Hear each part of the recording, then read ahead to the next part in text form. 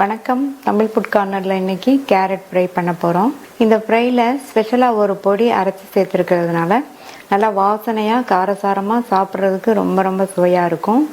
இப்போ எப்படி பண்ணுறதுன்னு பார்க்கலாம். இது வரைக்கும் தமிழ் ஃபுட் கார்னர் சேனலை சப்ஸ்கிரைப் பண்ணாதவங்க சப்ஸ்கிரைப் பண்ணிக்கோங்க. இந்த பேனில் 2 டேபிள் ஸ்பூன் எண்ணெய் சேர்த்து சூடானதுக்கு அப்புறமா கடுகு, கடலைப்பருப்பு, உளுந்து, சீரகம் ஒவ்வொன்றும் 1/2 டீஸ்பூன் எடுத்து வச்சுருக்கேன். இதை சேர்த்துட்டு எல்லாமே நல்லா பொரிஞ்சிருச்சு. இது கூட கறிவேப்பிலை, ஒரு கட் பண்ண காஞ்ச மிளகாய், இது கூட 1/4 கிலோ கேரட்டை தோல் சீவிட்டு இந்த சைஸ் துண்டுகளாக கட் பண்ணி வச்சுருக்கேன். அதை சேர்த்துக்கலாம்.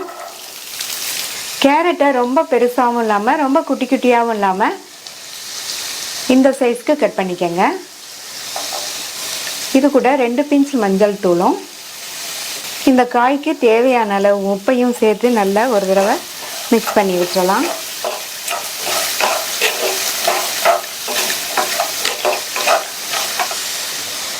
மூடி வச்சு ஸ்டவ்வை லோ மீடியம் ஃப்ளேமில் வச்சுருங்க. கேரட் வெந்துட்டு இருக்கும்போது இடையில ஓப்பன் பண்ணி இந்த மாதிரி கலந்து விட்டுருங்க.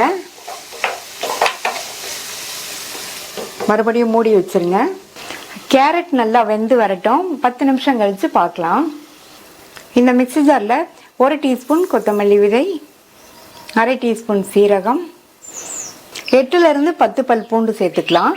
பூண்டு ஃப்ரைங்கிறதுனால பூண்டு கொஞ்சம் அதிகமாக சேர்த்துக்கணும். 3/4 டீஸ்பூன் தனி மிளகாத்தூள் சேர்க்குறேன்.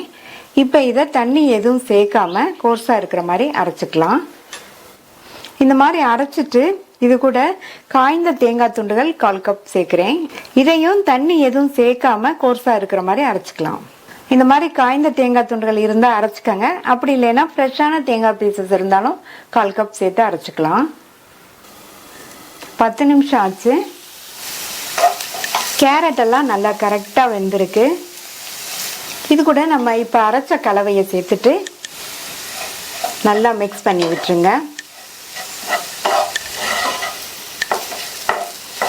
இந்த கேரட் ஃப்ரை பார்த்தீங்கன்னா இந்த பூண்டு வாசனையோட ரொம்ப டேஸ்டாக இருக்கும். இப்போ நல்லா கலந்து விட்டதுக்கு அப்புறமா ஸ்டவ் லோ மீடியம் ஃப்ளேம்லேயே இருக்கட்டும். இன்னும் ஒரு 2 to 3 நிமிஷத்துக்கு எல்லாம் ஒன்று சேர்ந்து வெந்துட்டு இருக்கட்டும்.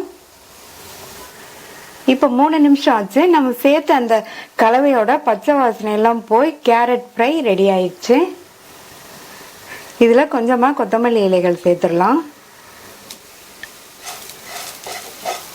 நல்லா கலந்து விட்டுட்டு ஸ்டவ் ஆஃப் பண்ணிடலாம். சாதாரணமாக நம்ம கேரட் பொரியல் பண்ணுவோம். இந்த ஃப்ரையில் பொடி அரைச்சி சேர்த்துருக்கிறதுனால வித்தியாசமான சுவையில் ரொம்ப நல்லா இருக்கும். கேரட் பிடிக்காதவங்க கூட இந்த ஃப்ரையை விரும்பி சாப்பிடுவாங்க.